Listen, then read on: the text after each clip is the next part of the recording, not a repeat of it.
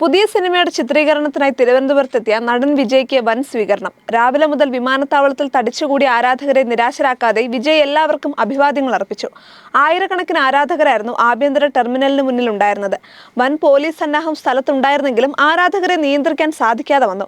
ബാനറുകളും ഫ്ലക്സുകളും പൂച്ചെണ്ടുകളുമായി തന്നെ കാത്തിരുന്നവർക്കായി വിജയ് കാറിൽ കയറി കൈവീശി. ശേഷം ഏറെ പണിപ്പെട്ടാണ് താരത്തെ പോലീസും മറ്റ് സുരക്ഷാ സന്നാഹങ്ങളും ഹോട്ടൽ മുറിയിൽ എത്തിച്ചത്. വഴിനീളെ താരം സഞ്ചരിച്ച കാറിന് ചുറ്റും മറ്റു വാഹനങ്ങളിൽ ആരാധകർ താരത്തെ പിന്തുടർന്നു. ഇതിനിടെ വിജയ് സഞ്ചരിച്ച കാറിനും കേടുപാടുകളുണ്ടായി.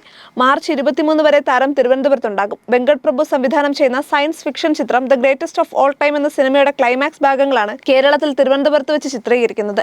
കേരളത്തിലെ 3 വ്യത്യസ്ത ലൊക്കേഷനുകളിലാകും ചിത്രീകരണം. തിരുവനന്തപുരം ഗ്രീൻഫീൽഡ് സ്റ്റേഡിയം ഒരു ലൊക്കേഷനാണ്. 3000-ഓളം വരുന്ന ജൂനിയർ ആർട്ടിസ്റ്റുകളെ വെച്ചാകും ഇവിടെയുള്ള ഭാഗം ചിത്രീകരിക്കുന്നതെന്നും റിപ്പോർട്ടുകളുണ്ട്. 8 വർഷത്തിനു ശേഷം കേരളത്തിൽ ചിത്രീകരിക്കുന്ന വിജയ് ചിത്രം കൂടിയാണ് ഗോട്ട്.